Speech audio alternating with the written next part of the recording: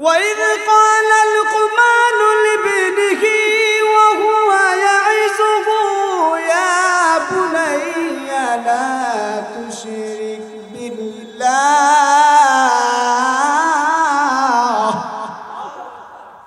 যখন লুকমান আলাইহিস সালাতু ওয়াস সালাম তার ছেলেকে বলল ও আমার দূরের ছেলে লা তুশরিক বিল্লাহ আল্লাহর সাথে কাউকে শরীক স্থাপন করবা না আল্লাহর সাথে ইবাদত বندگিতে কাউকে শরীক স্থাপন করবা না ফাজতানিবুর রিজসা মিনাল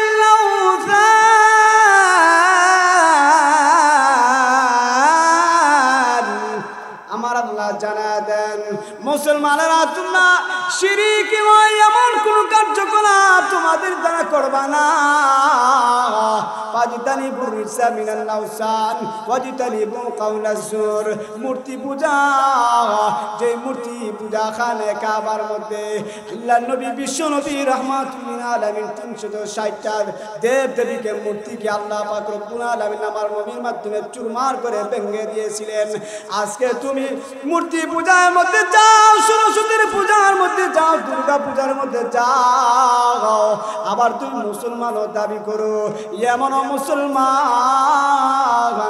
আল্লাহর নবী বিশ্ব নবী রাহমাতুল লিল আলামিন বলেন যারা শিরকি কার্যকলাপ থেকে বাঁচা থাকবে মাম্মা তালা ইউশরিক বিল্লাহ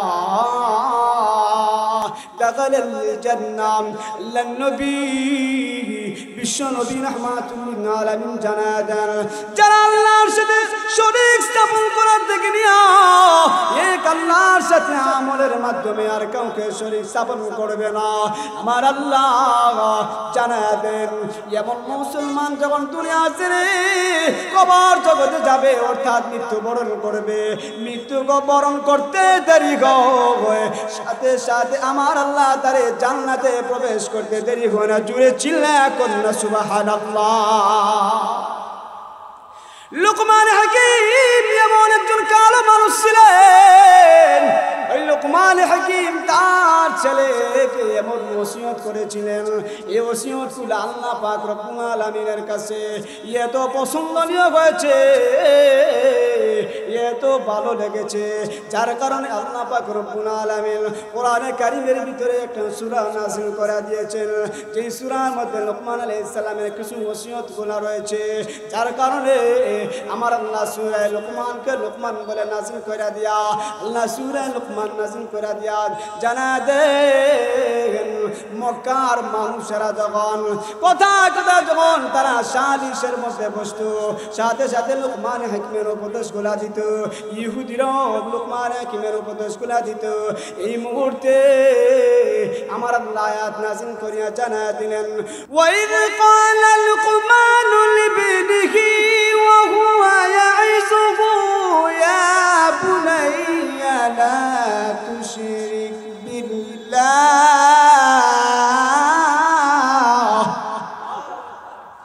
যখন লুকমান আলাইহিস সালাতু ওয়াস সালাম তার ছেলেকে বলল ও আমার দূরের ছেলে লা তুশরিক বিল্লাহ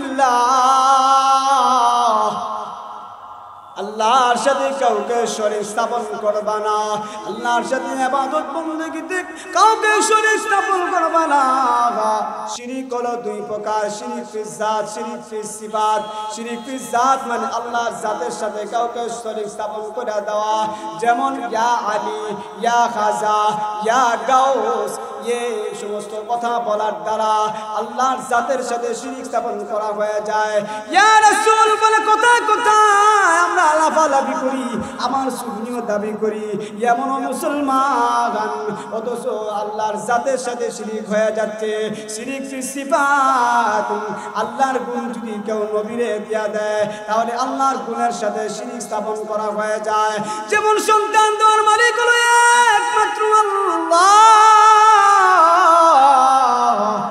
কেউ যদি খাজা বাবার দরবারে যায় সন্তান চায় কেউ যদি মাছ ভান্ডারি বাবার দরবারে যায় সন্তান যায় সরস্বতীর দরবারে যায় সন্তান চায় তাহলে আল্লাহর গুণের সাথে শিরক স্থাপন করা হয়ে যায় সন্তান দেওয়ার মালিক একমাত্র আমার আল্লাহ।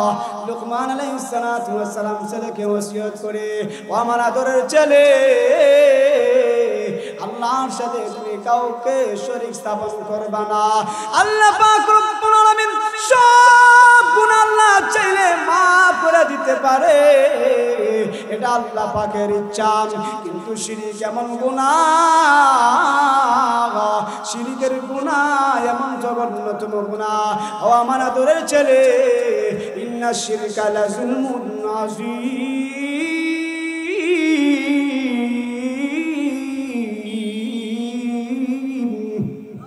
শিরক হলো এমন জঘন্যতম অপরাধ, যে গুনার পরে আর কোনো গুনাহ হতে পারে না। আমার আল্লাহ জানায় দেন, ও আমার আদরের ছেলে, তুমি আল্লাহর সাথে কাউকে শরীক স্থাপন করবা না। সন্তান দেওয়ার মালিক আমি আল্লাহ। আমি আল্লাহ কাউকে ছেলে সন্তান দেয়, আবার কাউকে মেয়ে সন্তান দেয়, আবার কাউকে আমি আল্লাহ কোনো কিছু দেই না। ইয়াহাবু লিমান ইয়াশাউ ইনাসা ওয়া ইয়াহাবু লিমান ইয়াশাউ যুকুর আও ইউযাওwijuhum যুকরানা ওয়া ইনাসা ওয়া ইয়াজআলু মান ইয়াশাউ আকিমা ইন্নাহু আলিমুন কাদির।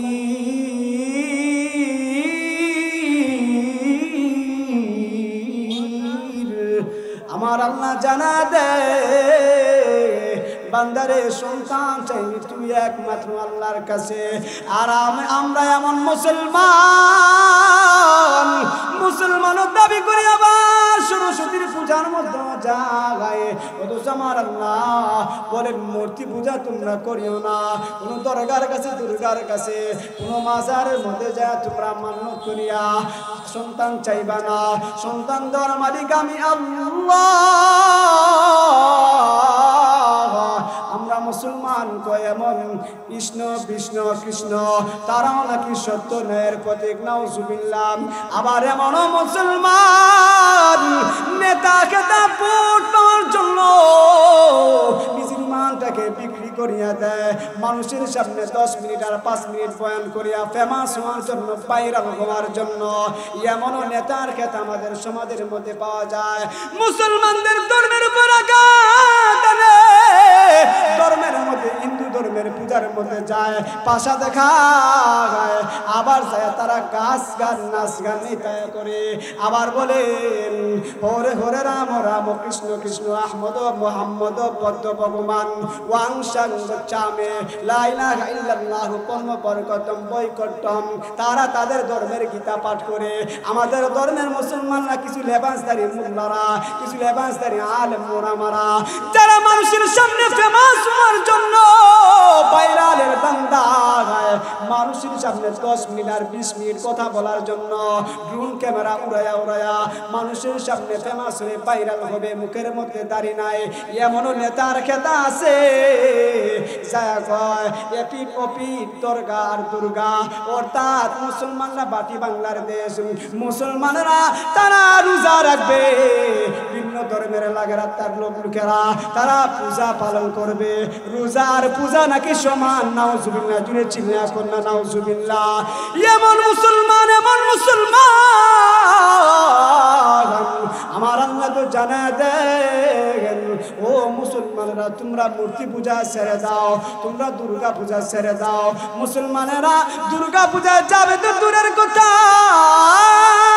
আমার নবী জানা দেন ইন্না শাদ্দান নাসি আযাবান ইয়াউমাল কিয়ামা ইনদাল্লাহিল মুসাউবিরুন। নিশ্চয় নিশ্চয় কাল কিয়ামতের দিন, হাসরের ময়দানে, কিয়ামতের দিন আমার আল্লাহ যেই সমস্ত মানুষগুলোকে সবচাইতে বেশি শাস্তি দিবেন, কঠিন শাস্তি দিবেন রে ও শান্তিপুরের মুসলমানেরা, সবচাইতে বেশি যে মানুষদেরকে শাস্তি দিবেন ওই মানুষগুলা হলো যারা ভাস্কর্য তৈরি করে, মূর্তির পূজা করে, মূর্তি বানায় ঘরের ভিতরে রাখেন, মূর্তি বানায় ছবি রাখে ঘরের ভিতরে,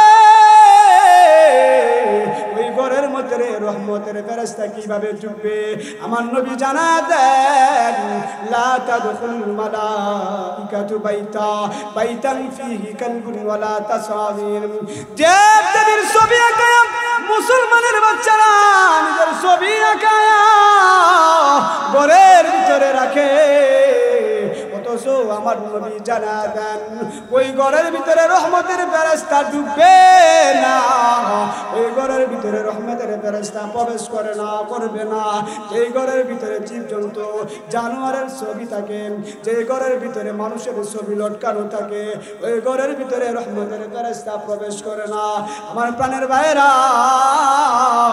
আমার আল্লাহ জানা দেন মনে আসেনি লুকমান হাকিমের কথা একটা উপদেশ মানুষ দিগকে সৎ কাজের আদেশ করবা অসৎ কাজ থেকে বাধা দিবা ইয়া বুনাইয়া কিমিস সালাহ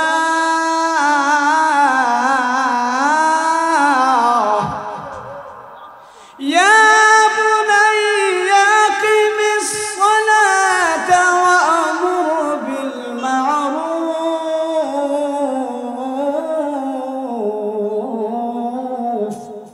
ওয়ানহা আনিল واصبر على ما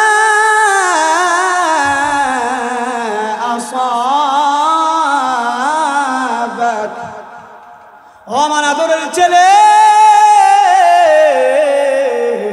তুমি নামাজ প্রতিষ্ঠা করবা ওয়ানহা আনিল মুনকার মানুষ দিগকে সৎ কাজ থেকে বাধা দেবা ওয়াসবির আলা মা সাবাক এবং বিপদে আপদে সব সময় ধৈর্য ধারণ করবা আমার প্রাণের ভাইরা এরা যে ধর্মের পূজা করে এরা যেই ধর্মের পূজা করে যেই ধর্মের খুদারে খুদা মানে মিশরের গভর্নর আমার ইবনে নাস রাদিয়াল্লাহু তাআলা আনহু ওই সময় মিশরের গভর্নর যে আমার ইবনে নাস জেরুজালেমের যুদ্ধ করতে করে চৌরাস্তার ভিতরে ঢুকে গেছে এমন সময় এক খ্রিস্টান পাদ্রী আয়েশা মিশরের গভর্নর আমার ইবনে নাসের কাছে আয়েশা বলে ও আমার ইবনে নাস তোমাদের মুসলমানের ধর্মের বাচ্চারা আমাদের যীশু খ্রিস্টের আমাদের খোদার মূর্তির নাক ভেঙে ফেলেছে ও আমার ইবনে নাস তোমার কাছে বিচার কার্য চাই তোমার কাছে আমরা বিচার চাই মিশরের গভর্নর আমার ইবনে নাস রাদিয়াল্লাহু তাআলা বলে ও যীশু খ্রিস্ট ধর্মের লোকেরা তোমরা যে বলতেছো তোমাদের ঈসা নবীর মূর্তির নাক ভেঙে ফেলেছে তোমরা যেই ঈসা নবীকে মানো আমরাও তো সব নবীরে মানি আমাদের তো মুসলমানদের ধর্মের মধ্যে 6টা গুণের পরিমাণ নামতে হয় আমানতু বিল্লাহি ওয়া মালাইকাতিহি ওয়া রুসুলিহি ওয়া কুতুবিহি ওয়াল ইয়াউমিল আখির ওয়াল কদরি খাইরিহি ওয়া শাররিহি মিনাল্লাহি তাআলা ওয়াল বা'থি বা'দাল মাউত আমরা মুসলমানরা তো রাসূলকে বিশ্বাস স্থাপন করি আমরা যেইভাবে মুসা নবীরে মানি মুসা নবীরে মাইনা আমরা মুহররমের 2টা রোজা রাখি 10 তারিখের দিনে একটা নয় আমরা মুসা নবীরে বেশি মানি ডাবল মানি যার কারণে আমরা 2টা রোজা রাখি আমরা তো ঈসা নবীরে মানি আমরাও তো সমস্ত নবী পয়গম্বরদের উপর বিশ্বাস স্থাপন করি এক আল্লাহকে আল্লাহ বলে মানি আবার রাসূলগণকেও মানি ফেরেশতাদেরকেও মানি আসমানি কিতাব তাওরাত ইনজিল জাবুর কোরআন ঈসা নবীর উপর যে কিতাব নাযিল হয়েছে ওই কিতাবটাও মানি তাওরাতও মানি কোরআনও মানি আমরা জাবুরও মানি সমস্ত নবী পয়গম্বরকেও আমরা মানি তোমরা যে ধারণা করছো আমরা ঈসা নবীর নাক ভাঙছে আমরা ঈসা নবীরে মানি না না না না আমরা ঈসা নবীকেও মানি তোমাদের ধর্মের ঈসা নবীর মূর্তির নাক ভাঙছে তোমরা ঈসা নবীর মূর্তি বানায়া ঈসা নবীর মূর্তির যে নাকটা ভেঙে ফেলেছে এর জন্য কি বিচার চাও আমরা বিচার চাই আমরা তোমাদের ধর্মের মুহাম্মদের নাকের মূর্তি বানাবো নাকের মূর্তি বানায়া ওই নাকটাকে আমরা ভেঙে ফেলবো মিশরের গভর্নর আমার ইবনে নাস করে পুকার দো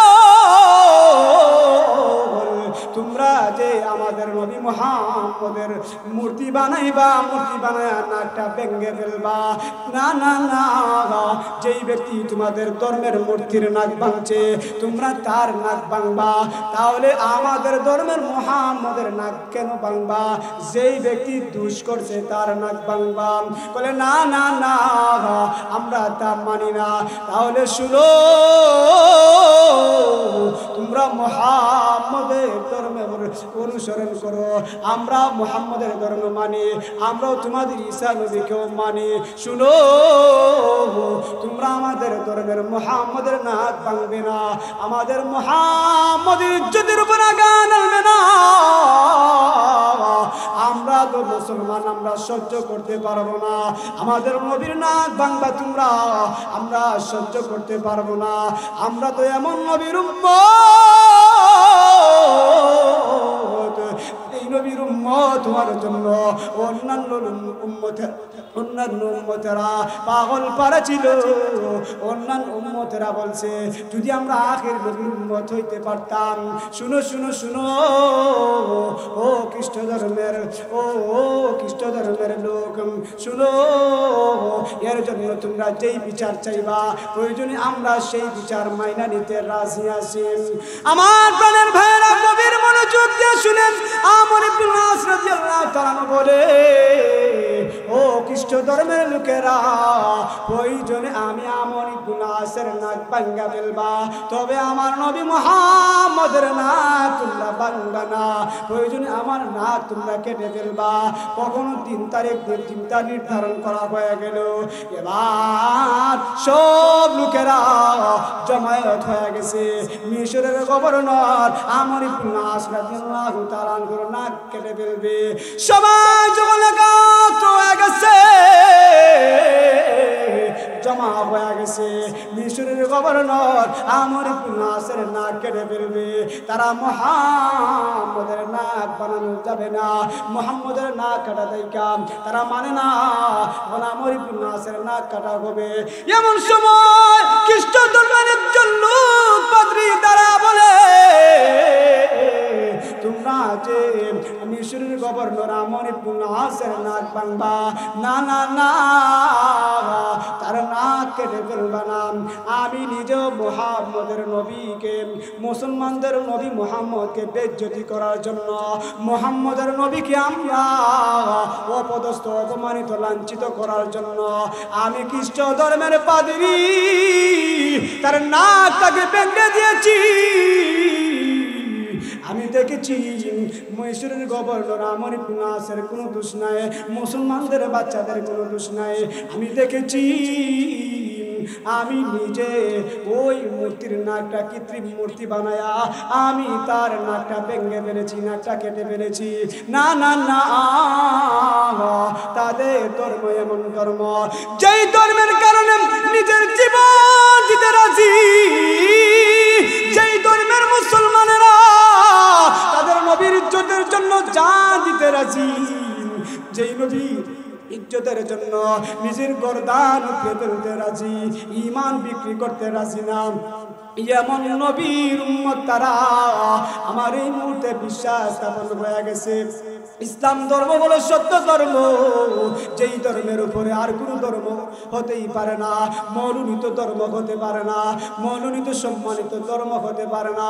যেই ধর্ম মানলে, যেই ধর্ম অনুযায়ী চলাফেরা করলে আমার আল্লাহ তার জীবনের সমস্ত গুনাহ মাফ করিয়া দেয়। যেই ধর্ম মানলে আমার আল্লাহ স্বর্গের মধ্যে জান্নাতে পৌঁছায় দিবে। যেই ধর্ম ছাড়া অন্য কোনো ধর্ম আল্লাহর কাছে মনোনীত ধর্ম নয়। আমার বিশ্বাস স্থাপন হয়ে গেছে।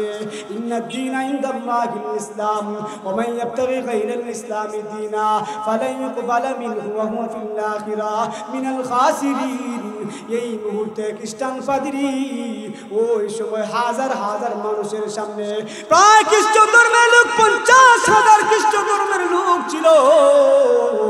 ওই সময় ওই মিশরের খ্রিস্টান পাদ্রী 50,000 খ্রিস্টানকে লয়া কালিমা পড়া মুসলমান হয়ে গেছে। জুড়ে চিল্লা করুন সুবহানাল্লাহ। মুসলমানি বুদ গর্দন নহাদাগন नानी खुद बदास्ती खासा दादान तौहीद तुसी नात हमानत है हमारा आसान नहीं मिटाना नमोन शाह हमारा बातिल से दबले वाले आसान ही हाँ सो पार कर चुका है तो इंतहा हमारा এবার আরেকজন লোক ছিল তোমার ইবনুল খাত্তাব রাদিয়াল্লাহু তাআলা আনহুর কাছে আয়েশা এ খ্রিস্ট ধর্মের পাদ্রী আয়েশা কয় ও ওমর ইবনুল খাত্তাব ওমর আমি তোমার কাছে চারটা প্রশ্ন করব যদি তুমি ওই চারটা প্রশ্নের জবাব দিতে পারো তাহলে আমি কালিমা পড়া মুসলমান হয়ে যাব না হয় তুমি তোমার ইসলাম ধর্ম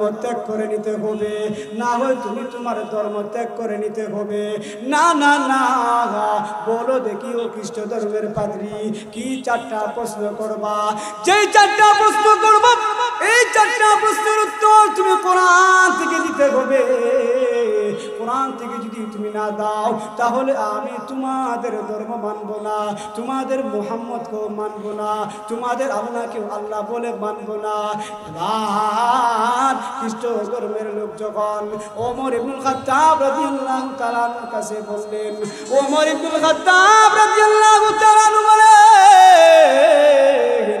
ও খ্রিস্ট ধর্মের লোক বলো বলো বলো কি চারটা প্রশ্ন করবা ইসলাম ধর্ম তো এমন ধর্ম যেই সমস্যা সকল সমস্যার সমাধান তো মহাগ্রন্থ আল কোরআন জুড়ে চিল্লায়া কন্যা সুবহানাল্লাহ সকল সমস্যার সমাধান তো আল্লাহ পাক রব্বুল আলামিন কোরআন কারীমের মধ্যে দিয়েছে এবার বলো চারটা প্রশ্ন তুমি কি করবা আর যখন চারটা প্রশ্ন আরম্ভ করিয়া দিছে এক নম্বর প্রশ্ন বলো বলো বলো বলো এমন দুই সন্তান জন্ম সন্তান একই সময়ে জন্ম আবার একই সময়ে মৃত্যু আবার ইতিহাস থেকে জানা যায় দুই ভাইয়ের বয়সের মধ্যে আবার 100 বছরের ডিফারেন্স 100 বছরের ব্যবধান এক নম্বর প্রশ্ন মনে রাখবেন দুই নম্বর প্রশ্ন বলো বলো বলো বলো এমন কোন জায়গা যে জায়গার ভিতরে সূর্যের আলো একবার পড়েছিল আর ওই জায়গার ভিতরে কিয়ামত পর্যন্ত আর সূর্যের আলো পড়ে নাই পড়বেও না এমন কোন কবর যে কবরটাও জীবিত আবার কবরের বাসিন্দাও জীবিত আবার মাঝে মাঝে কবরের বাসিন্দাকে নিয়ে চলাফেরা করে বলো বলো বলো এমন কোন কবর বলো তো দেখি এমন কোন জেলখানা যে জেলখানার ভিতরে খানা পিনার ব্যবস্থা আছে বাইরে খানা পিনার ব্যবস্থা নাই এমন কোন জেলখানা এবার যে মাত্র চারটা প্রশ্ন শেষ করেছে খ্রিস্টান ধর্মের লোক এবার ওমর রাদিয়াল্লাহু তাআলা ডাক দিয়া বলেন এই প্রশ্নের জবাব তো আমি ওমরের দেওয়া লাগবে না সকল সমস্যার সমাধান তো সব প্রশ্নের জবাব তো আমার আল্লাহ কোরআনের মধ্যে জানায়া দিয়েছেন এবার ওমরের ছোট ভাতিজা আব্বাস রাদিয়াল্লাহু তাআলাকে ডাক দিলেন ও ভাতিজা বলো তো দেখি খ্রিস্টান ধর্মের লোক চারটা প্রশ্ন করছে এবার হযরত ওমর ইবনে আব্বাস রাদিয়াল্লাহু তাআলা আনহু আপনি ওমর ইবনে খাত্তাব রাদিয়াল্লাহু তাআলা আনহুর বাতিজা আব্বাস রাদিয়াল্লাহু তাআলা আনহু বলেন ও খ্রিস্ট ধর্মের লোক তুমি যে বলেছো এমন কোন সন্তান দুই সন্তান যমজ সন্তান একই সময়ে জন্ম হয়েছে আবার একই সময়ে মৃত্যু হয়েছে আবার বয়সের মতো 100 বছরের ব্যবধান হযরত উযাইর আলাইহিস সালাতু ওয়াস সালাম আর হযরত উযাইর আলাইহিস সালাতু ওয়াস সালাম দুইজন যমজ সন্তান ছিলেন আমার আল্লাহ কোরআনের মধ্যে এই দুই ভাইয়ের কথা আল্লাহ বলেছেন ফামাতাহুল্লাহু মিয়াতা আমিন সুম্মা বাসা قال كم لبثت قال لبثت يوما أو بعض يوم قال بل لبثت 100 عام فانظر إلى طعامك وشرابك لم يتسنى এই দুই ভাই একই সময়ে জন্ম হয়েছে আবার একই সময়ে মৃত্যু হয়েছে এই দুই ভাইয়ের বয়সের মধ্যে আবার 100 বছরের ডিফারেন্স 100 বছরের ব্যবধান এবার একজন হযরত উযাইর আলাইহিস সালাতু ওয়াস সালাম আল্লাহর কাছে দোয়া করেছিলেন আল্লাহ গো মানুষের মরার পরে আবার কেমনে জীবিত করবেন? হিন্দু ধর্মের লোকেরা যে তারা জ্বালা দেয়, তারা তাদের শ্মশানের মধ্যে নিয়ে জ্বালা দেয়, কয় আর এরে পাইতো না, এদেরকে আর পাইবে না, জাহান্নামের আগুনও জ্বলতো না। না না না, আমার আল্লাহ মরার পর আবার চাইলে জীবিত করবেন।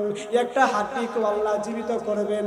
আওয়ালাম ইয়ারাল ইনসান আন্না খালাকনাহু মিন নুতফা ফাইযা হুয়া খাসীমুম মুবিন ওয়া দারাবা লানা মাসালান ওয়া নাসিয়া খালকা ক্বালা মান ইহয়িল ইযামা ওয়া হিয়া রামীম। আমার আল্লাহ জানা দেন, ও লোকসভেরা, আমার আল্লাহ চাইলে সব কিছু করতে পারেন। আল্লাহ জীবিত মৃত্যু করতে পারেন। ঈসা নবীরও তো আল্লাহ এমন মুজিজা দান করেছিলেন। আমার আল্লাহ যখন ঈসা আলাইহিস সালাম বলতো বিইذনিল্লাহ, ও কবরের বাসিন্দা সাথে সাথে জীবিত হয়ে যাইতো। বিইذনিল্লাহ বলতে দেরি হইতো। ঈসা আলাইহিস সালাম সাথে সাথে কবরের মুর্দা জিন্দা হয়ে যাইতো।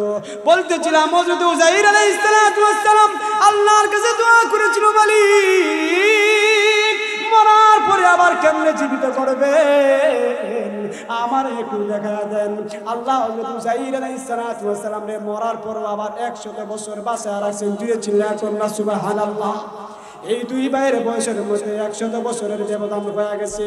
2 নম্বর প্রশ্ন, বলো বলো বলো, এমন কোন জায়গা যেই জায়গার ভিতরে একবার সূর্যের আলো পড়েছিল কিয়ামত পর্যন্ত আর ওই জায়গার ভিতরে সূর্যের আলো পড়বে না?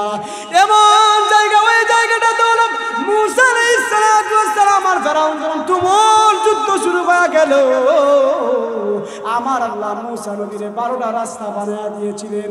আর ফেরাউনকে আল্লাহ বাহরে কুলজুম বা লোহিত সাগরের মধ্যে নিমজ্জিত করেছিলেন। ওই জায়গার ভিতরে একবারে সূর্যের আলো পড়েছিল, কিয়ামত পর্যন্ত আর ওই জায়গার ভিতরে সূর্যের আলো পড়বে না। 3 নম্বর প্রশ্ন, বলো তুমি যে বলেছিল এমন কবর, যে কবরটাও জীবিত, আবার কবরের বাসিন্দাও জীবিত, মাঝে মাঝে কবরের বাসিন্দারে নিয়ে চলাফেরা করে হযরত ইউনূস পয়গম্বর মাছের পেটের ভিতরে 40 দিন যাবত ছিলেন। মাছওয়ালা ওয়াদান্নুনি যাহাবা মুগাদিবান ফাযান্না আল্লান নাকদির আলাইহি ফানাদা ফি যুলুমাতি আল্লা ইলাহা ইল্লা আনতা সুবহানাক ইন্নী কুনতু মিনাজ জালিমিন ফাস্তাজাবনা লাহু ওয়া নাজাইনাহু মিনাল গাম্মি ওয়া কাযালিকা নুনজিল মুমিনিন। বিপদে আপদে বললে খতমে ইউনূস পড়ি আমরা। ইউনূস পয়গম্বর মাছে খায় নাই, মাছের পেটের ভিতরে 40 দিন যাবত ইউনূস পয়গম্বর ছিল। মাছের পেটের ভিতরে মাছটা ইউনূস পয়গম্বরের নিয়ে সাগরের মধ্যে খেলাধুলা করত, সাগরের মধ্যে নিয়ে ইউনূস পয়গম্বরকে নিয়ে চলাফেরা করত। ইউনূস পয়গম্বরের যে মাছের পেটের ভিতরে ছিলেন, মাছটা হলো কবর, কবরের বাসিন্দা ইউনূস পয়গম্বর হলো জীবিত, কবর মাঝে মাঝে নিয়ে চলাফেরা করে। এই হলো 3 নম্বর প্রশ্নের উত্তর। 4 নম্বর প্রশ্নের উত্তর, এমন গুলজানখানা যে জেলখানার ভিতরে খানা পিনার ব্যবস্থা আছে, আবার বাইরে খানা পিনার ব্যবস্থা নাই। আমার আল্লাহ জানা দেন সূরা নূরের ভিতরে, সুম্মা খালাকনাল নুতফাতা আলাকাতান ফাখালাকনাল আলাকাতা মুদগা ফাখালাকনাল মুদগাতা ইযামা ফাকাসাওনাল ইযামা লাহমা সুম্মা আনশানাহু খালকান আখার ফাতাবারাকাল্লাহু আহসানুল খালিকিন। আমার আল্লাহ জানা দেন মানুষকে যখন আল্লাহ বানাইবেন, লৌহে মাহফুজের ভিতরে আল্লাহ নকশা আঁকাইলেন। আমার আল্লাহ মানুষের মাথা সেটিং করলেন, আঙ্গুল সেটিং করলেন, মায়ের পেটের ভিতরে আল্লাহ খানা পিনার ব্যবস্থা করলেন। মায়ের পেটের ভিতরে মানুষ আমরা প্রথমে ছিলাম রক্ত, রক্ত থেকে মাংস, মাংস থেকে হাড্ডি, হাড্ডি থেকে এইভাবে আমরা মানুষ হইলাম। আমার আল্লাহ পাক রব্বুল আলামিন সৃষ্টি করলেন দুনিয়াতে। ও খ্রিস্টান পাদ্রী, আমার যেমনি আল্লাহ মায়ের পেটের ভিতরে 10 মাস 10 দিন আল্লাহ খাওয়াইছে, খাওয়াই আল্লাহ দুনিয়াতে সৃষ্টি করেছেন, প্রেরণ করেছেন। খ্রিস্ট ধর্মের পাদ্রী রে, তোমারে তো আল্লাহ মায়ের পেটের ভিতরে ঠিক তদ্রূপ ভাবে সৃষ্টি করেছেন, ঠিক তদ্রূপ ভাবে মায়ের পেটের ভিতরে আল্লাহ খাওয়াইছেন। এগুলো আল্লাহ পাক রব্বুল আলামিন এমন জেলখানা, যে জেলখানার ভিতরে খানা পিনার ব্যবস্থা আছে, বাইরে খানা পিনার ব্যবস্থা নাই। এবার ছোট্ট বাতিজা যখন এই 4টা প্রশ্নের জবাব দিয়া দিছে, হযরতে ওমর ইবনুল খাত্তাব খাত্তাব রাদিয়াল্লাহু তাআলা আনহুর ভাতিজা। এবার খ্রিস্টান পাদ্রী কয় এমন ধর্মই তো সত্য ধর্ম রে, যেই ধর্মের ছোট পিচ্চি বাচ্চা একটা 4টা প্রশ্নের জবাব দিয়া দিছে, চেংরা ফুলা একটা 4টা প্রশ্নের জবাব দিয়া দিছে। আমার বিশ্বাস হয়ে গেছে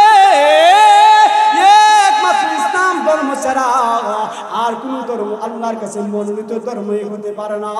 একমাত্র ইসলাম ধর্মই সত্য ধর্ম। এই মুহূর্তে আমার মুহাম্মদের কাছে নিয়ে যাও, আমার কালিমা পড়া মুসলমান বানায় দেন। কালিমা পড়া খ্রিস্টান পাদ্রী মুসলমান হয়ে গেছে।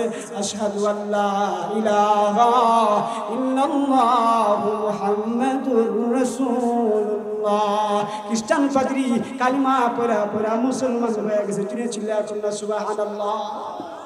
যাই হোক আমার প্রাণের ভাইরা, বলতেছিলাম আমরা এমন কোনো কাজ করবো না যেই কাজের কারণে শিরিক হয়ে যায়। শিরিক স্থাপন করা আল্লাহ পাক রব্বুল আলামিনের কাছে সবচেয়ে জঘন্যতম অপরাধ। আমার মুরব্বী শ্রদ্ধাভাজন হুজুররা চলে আসছেন, আমি এখানে ওনাদেরকে বসাইয়া আলোচনা করা আমার দ্বারা শোভা পায় না। আল্লাহ পাক রব্বুল আলামিন আমাদেরকে শিরিক মুক্ত, বেদাত কুফর শিরিক মুক্ত সমাজ আল্লাহ পাক রব্বুল আলামিন গঠন করার তৌফিক দান করেন। যে কথাগুলো বললাম আল্লাহ পাক রব্বুল আলামিন যেন আমাদেরকে আমল করার তৌফিক দান করেন। আমি আপনাদের